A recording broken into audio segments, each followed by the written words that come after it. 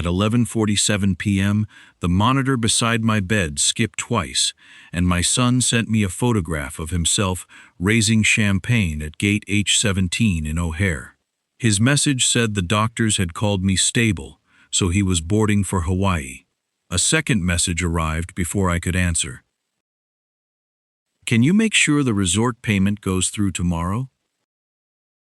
I read it again while the monitor resumed its steady beeping.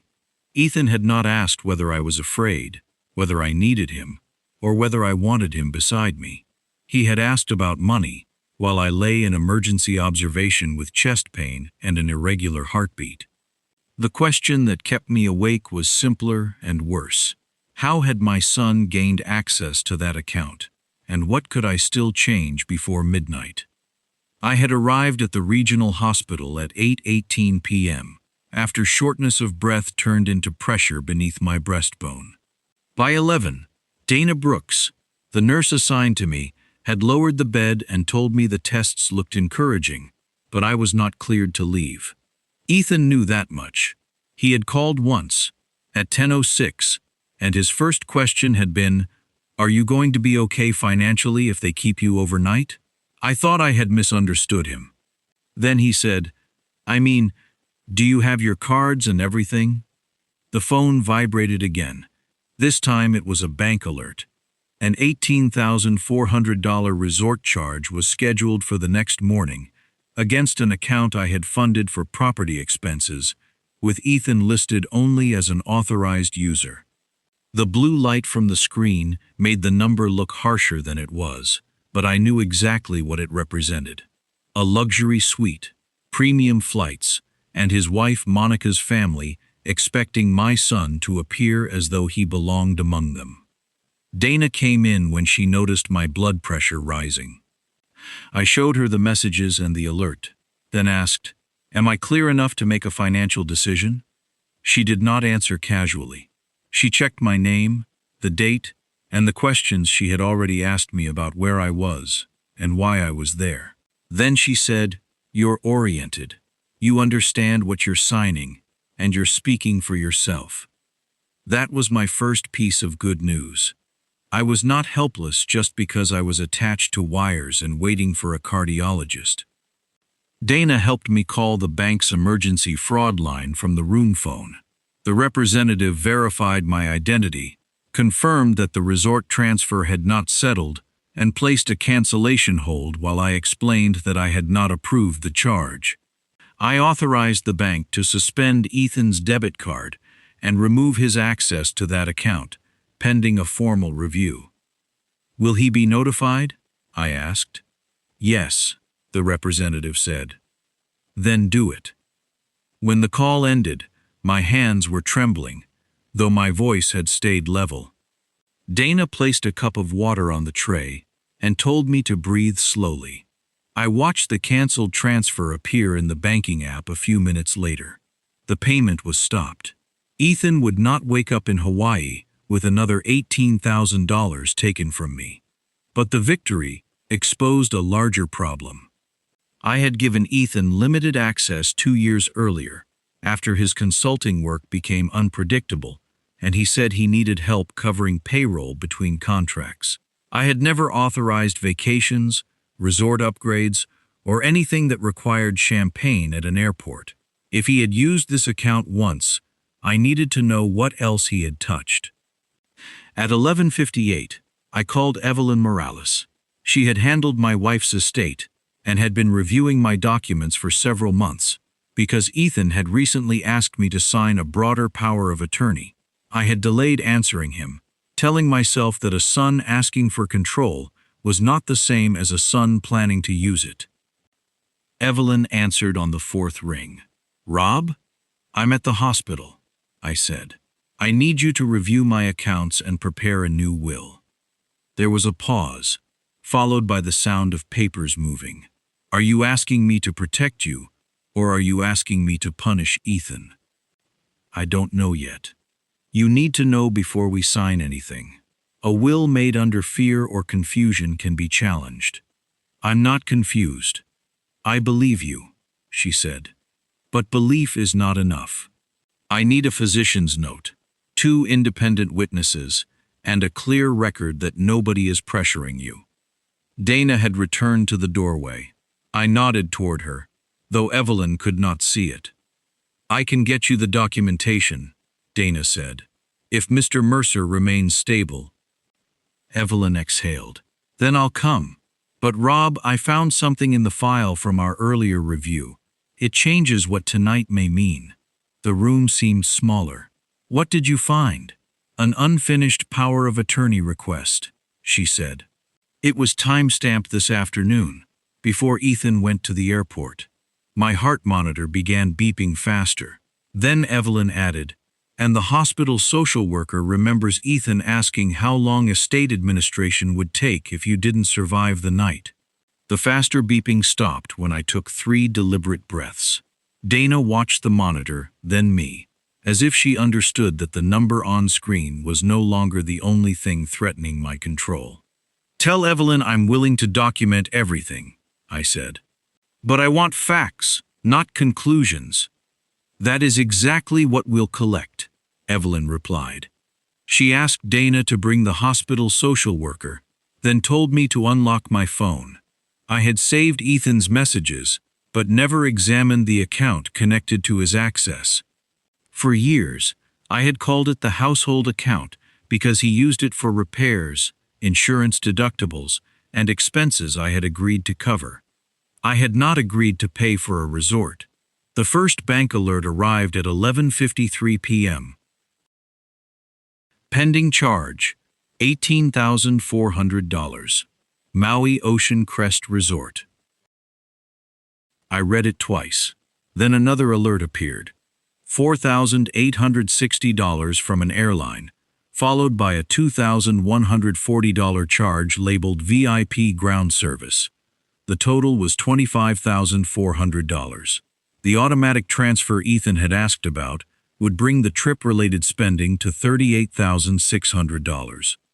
That was the first reward of the night, though it did not feel like one. The numbers gave my anger a shape. I was no longer wondering whether Ethan had been careless.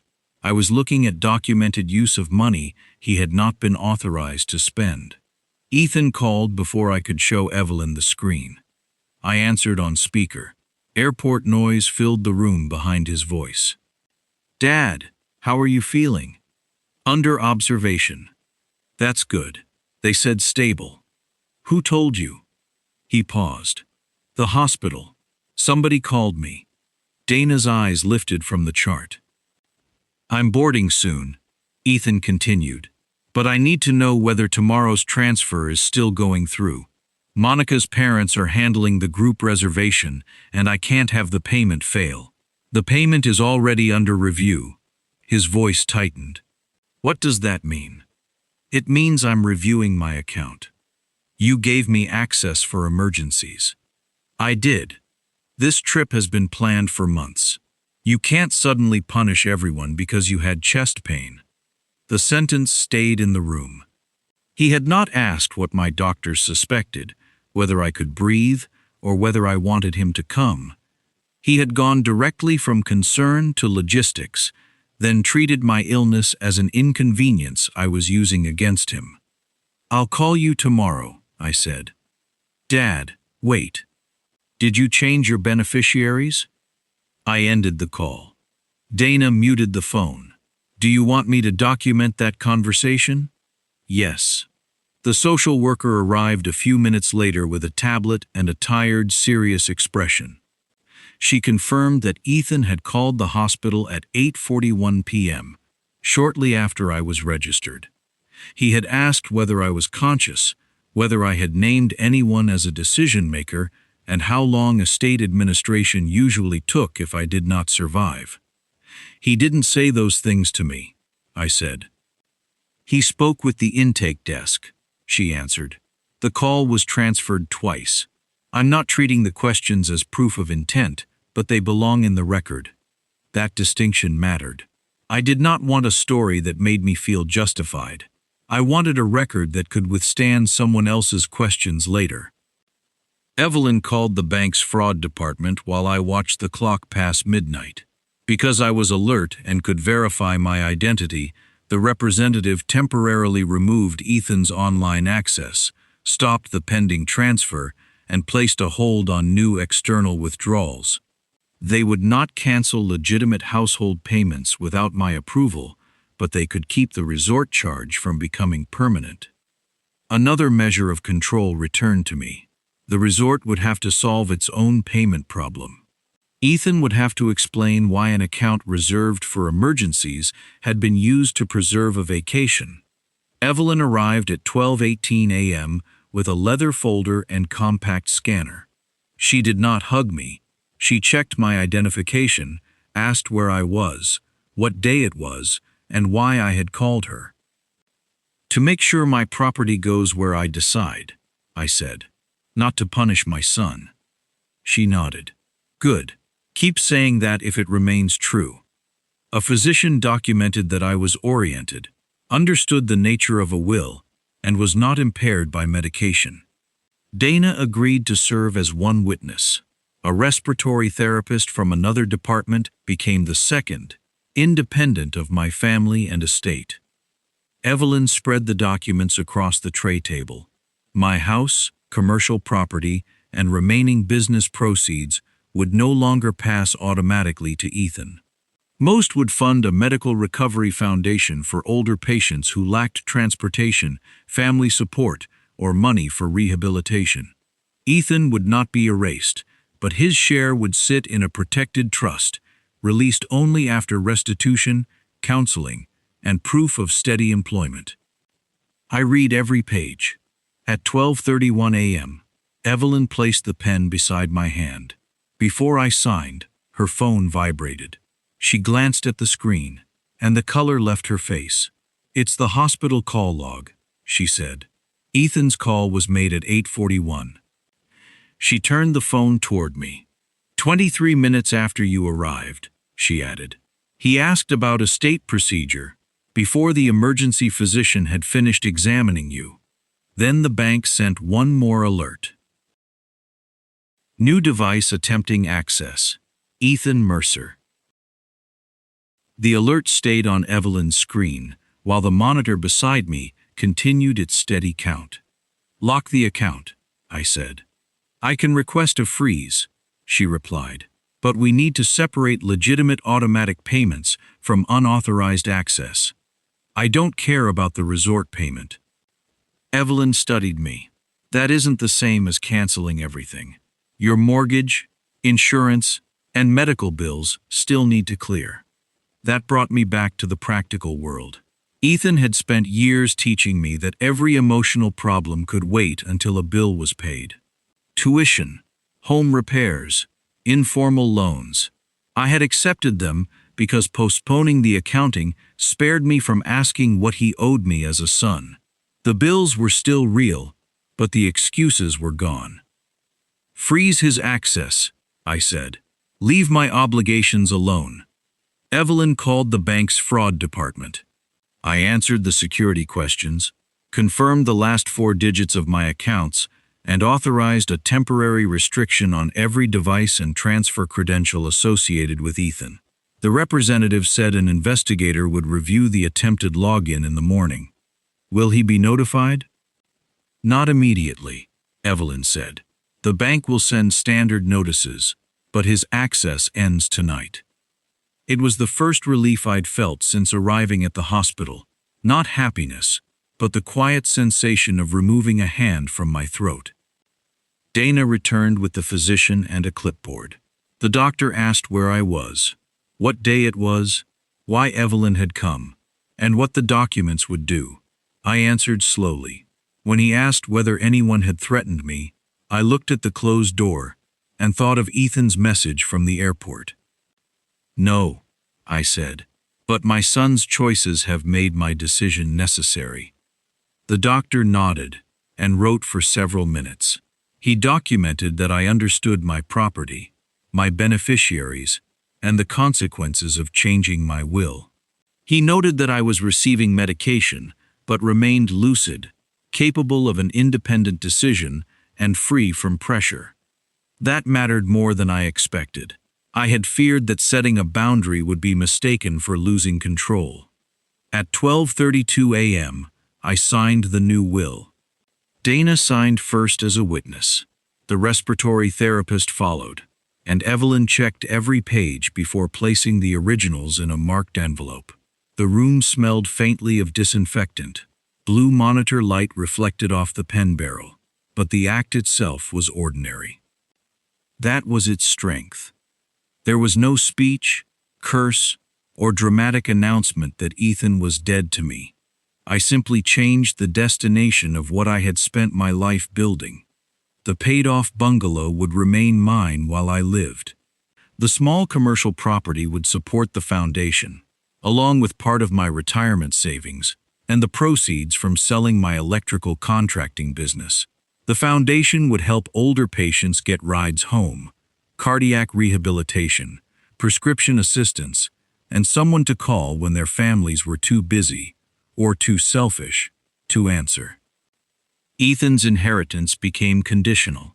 He could receive a limited amount only after repaying the money he had taken, completing counseling, maintaining steady employment for 2 years, and signing a formal agreement ending all informal access to my accounts. If he refuses, I asked. Then the trust stays protected, Evelyn said. I looked at the signature on the last page. And if I forgive him? Forgiveness doesn't require changing the document. That was the second relief of the night. I could love my son and still refuse to finance his choices. After the witnesses left, Evelyn kept the file open. She pulled up the earlier estate review she had mentioned on the phone. Her expression had shifted from professional concern to something harder. Rob, I need to show you the request Ethan started 3 days ago. She enlarged the document. It was an incomplete electronic application for durable power of attorney, already populated with my name, address, date of birth, and account information. Ethan had listed himself as the proposed agent. I never gave him those details, I said. You did years ago, when you added him as an authorized user on the household account, she replied. But the information here goes beyond that. Another screen appeared, a request to raise his daily transfer limit from $2,500 to $15,000. My stomach tightened. When was this submitted? Yesterday afternoon. The bank rejected it because your authorization was missing. I remembered Ethan's call 2 weeks earlier. He had said he needed temporary access for a business opportunity. I told him we could discuss it after his trip. He hadn't been asking for permission. He had been testing the lock. Evelyn opened the hospital social worker's note, time-stamped 9:06 p.m., less than an hour after my admission. Patient's son asked how long estate administration typically takes if patient does not survive. I read it twice. Did he know how serious this was? I asked. The hospital told him you were under observation, Evelyn said. Nobody gave him permission to make financial decisions for you. My phone vibrated. The screen showed a message from Ethan. Dad, the bank just declined my transfer. Fix it before we take off.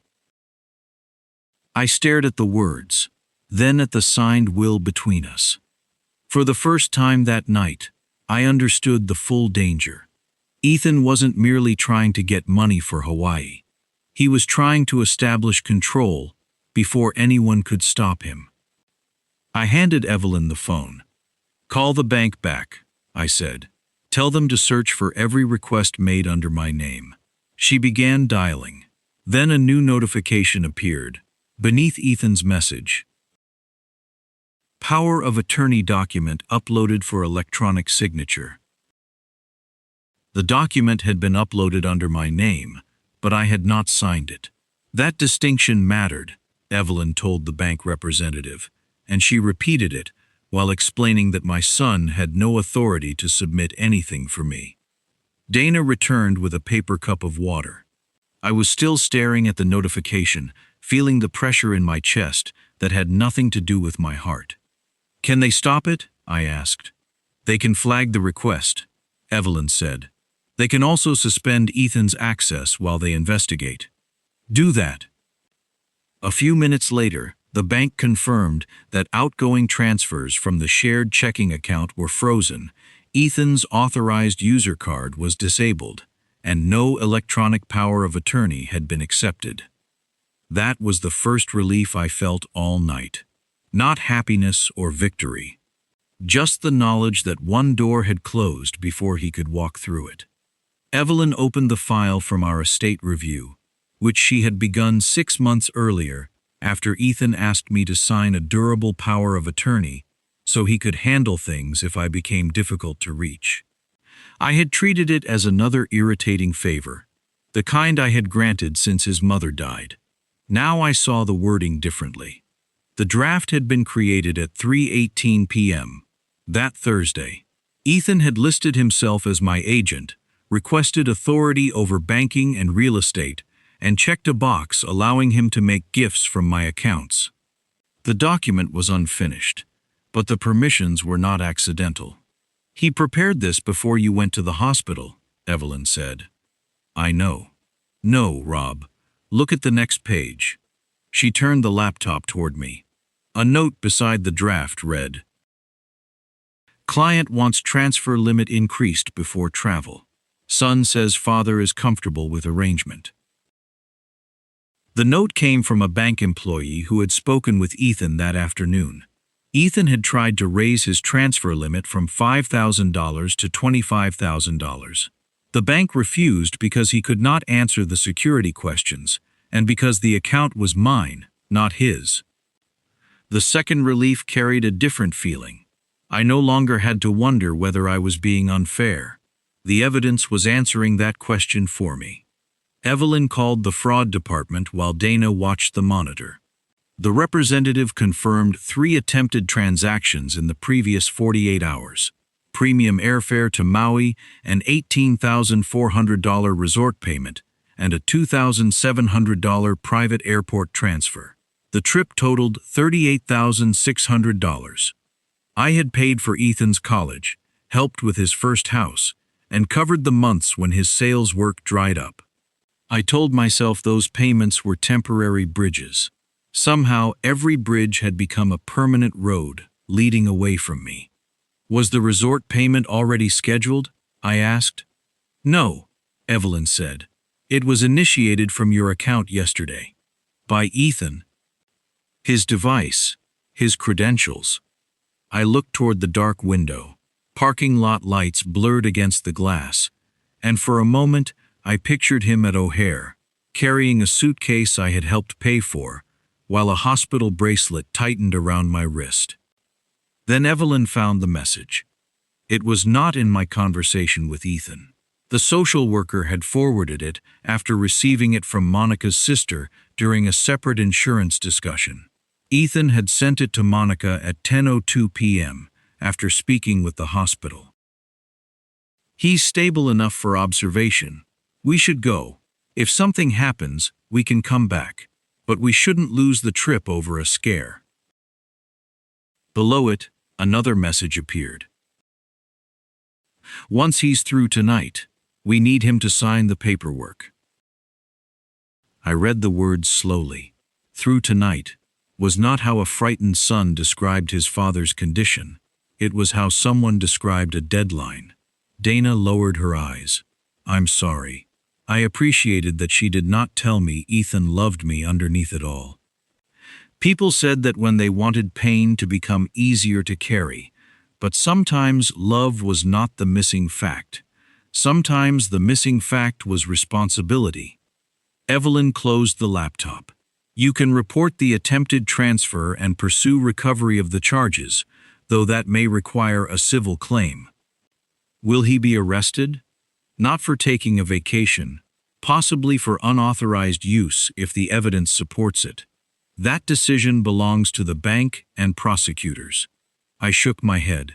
I don't want him arrested. She studied me. Then what do you want? I thought about the years I had spent protecting him from consequences. I had called landlords, paid lenders, and explained his absences to people who already knew better. Even now, with his access removed, my first instinct was to make the damage smaller for him. "I want him to stop reaching into my life," I said.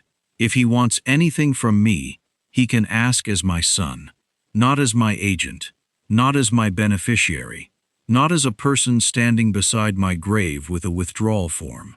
Evelyn documented my statement. She also removed Ethan from every account, notified the title company that no transfer or lien was authorized, and sent the unsigned power of attorney request to the bank's legal department. At 6:14 a.m., my cardiologist told me I had avoided a major event but needed further testing and several days of rest. I expected fear to return. Instead, I felt an unfamiliar steadiness. Then my phone lit up with a video call from Maui. Ethan's face appeared beneath a hotel ceiling fan. His voice was tight. "Dad, my card stopped working," he said. "What did you sign?" "Dad, my card stopped working," he said. "What did you sign?" I kept the phone on the tray table between us. The hospital room was quiet except for the monitor and the low hiss of oxygen. "A will," I said, "and instructions to the bank." His eyes narrowed. "You did this while you were medicated?" "I did it while a physician documented that I was alert and understood what I was signing."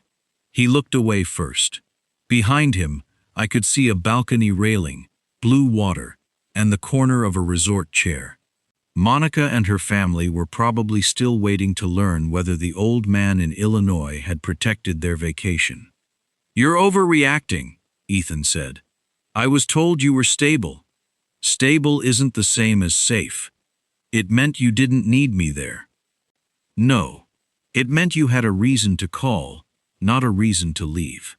For years, his disappointment had been enough to make me soften. I had mistaken it for pain, and his anger for proof that I had failed him. This time, I let the silence remain where my apology usually went. "You're making a permanent decision over one trip," he said. "I'm making it over the call you placed at 8:41, the transfer request, the resort charge, and the power of attorney document you uploaded before boarding." The color shifted in his face. It was the first honest reaction I had seen from him all night. Monica appeared beside him in a white robe, holding a glass by the stem. "Rob, this is ridiculous. Ethan was trying to handle things responsibly. You're being influenced by Evelyn." "Evelyn didn't make the charges," I said. "Ethan approved them. She knows you're vulnerable. People in hospitals don't always understand what they're doing." Dana, standing near the door, glanced at the chart and then at me. I nodded. She stepped closer, not to speak for me, but to make sure nobody mistook my silence for confusion. "I understand exactly what I'm doing," I said. "I'm ending informal access to my money." The call ended without goodbye. A minute later, Evelyn's phone rang. She listened, asked 2 questions, and covered the receiver. "The bank confirmed Ethan attempted 3 transfers," she said. "One was rejected. The others were stopped after the fraud alert." That was my first relief since arriving at the hospital. The money was still there. More important, the decision no longer existed only in my head. It was documented in bank records, witness statements, and signed pages that could withstand the next wave of guilt. By Friday afternoon, I was home with instructions to rest, monitor my blood pressure, and return for testing. Evelyn arranged for a locksmith to change the backdoor code. Ethan had no right to enter, but I had finally admitted that his key was another form of access. The bungalow smelled faintly of coffee and fresh-cut wood. For the first time in years, every room felt like it belonged to the person paying for it. Ethan returned from Hawaii on Sunday without calling first. Through the front window, I watched his car stop at the curb, followed by Monica's SUV. She stayed inside with the engine running.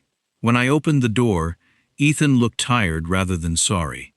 "You changed the locks," he said. I changed the code. You could have told me. I could have. He stepped toward the threshold, then stopped when he saw Evelyn at the dining table with a folder. I had asked her to be there because family conversations became accusations quickly when no one else was listening. I want to understand what happened, he said. I placed printed copies of the messages, transaction history, bank logs, social worker's note, and a written accounting of the unauthorized charges on the table. Start with the truth. He scanned the pages. Monica's parents expected us to go. The trip was already planned. I know. You were stable. I know what the message said.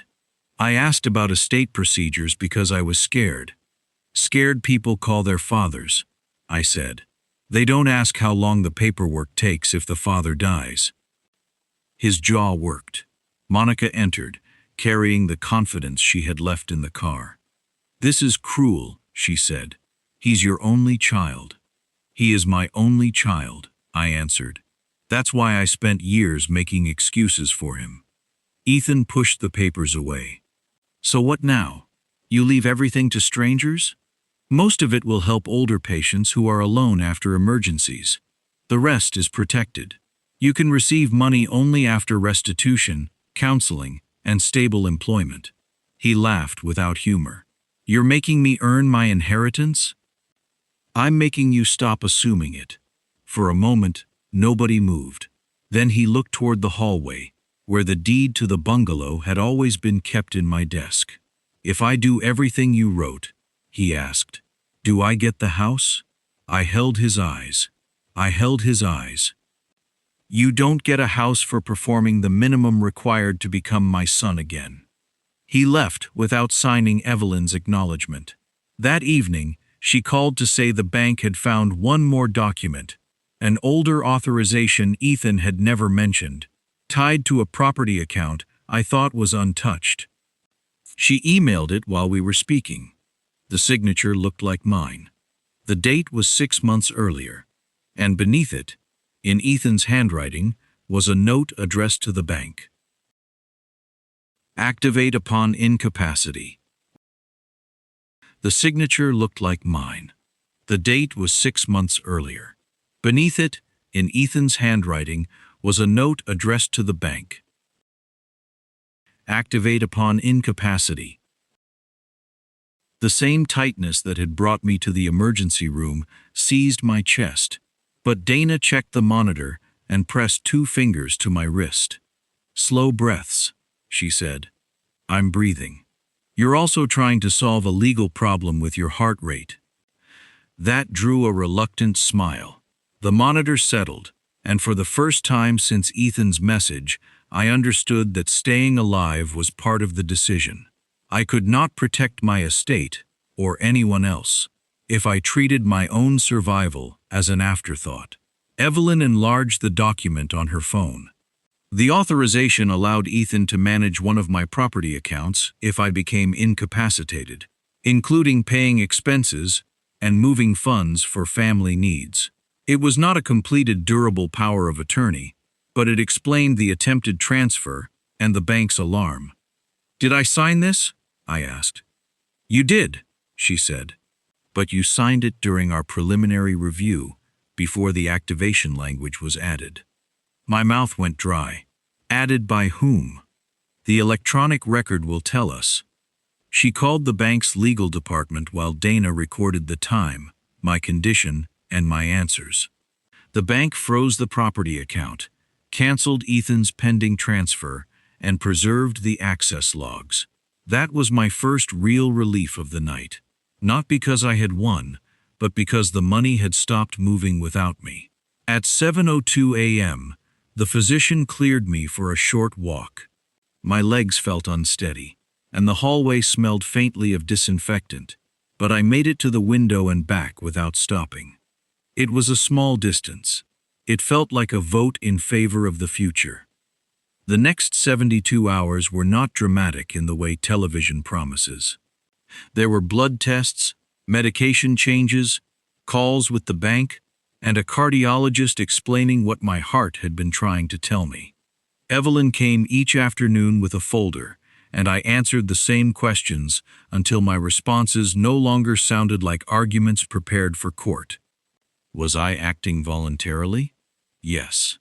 Did I understand that Ethan might receive less than under the old will? Yes. Was anyone threatening me, intimidating me, or promising a personal benefit? Number. The truth was simpler and harder. I was not trying to punish my son. I was trying to stop rewarding him for treating me like an account with a pulse. Ethan sent apologies from Maui. The first mentioned the resort payment. The second mentioned Monica's parents being embarrassed.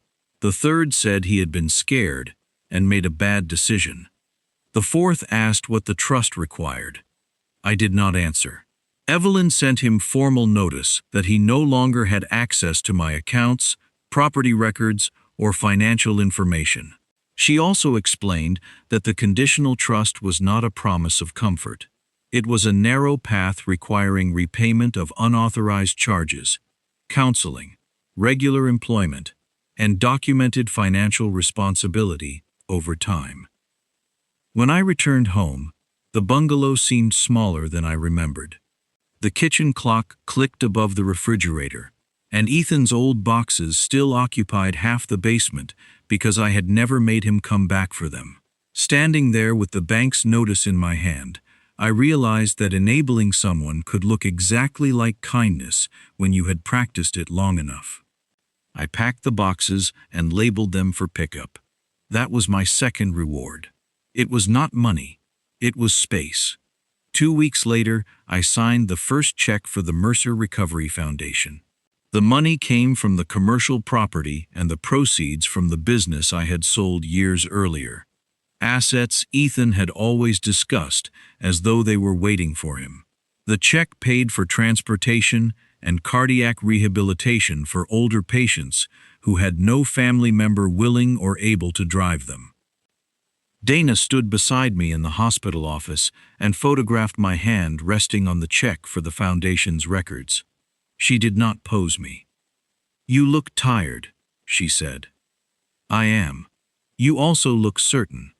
I'm working on that." At my first rehabilitation follow-up, Dana sent me another photograph. An elderly man sat in a wheelchair outside the hospital entrance, holding a transportation voucher with both hands. Behind him, a driver waited beside a small van. Her message read, "He made it to therapy because of the fund. His daughter lives in Oregon and thought he would have to stop treatment." I stared at the picture until my eyes burned.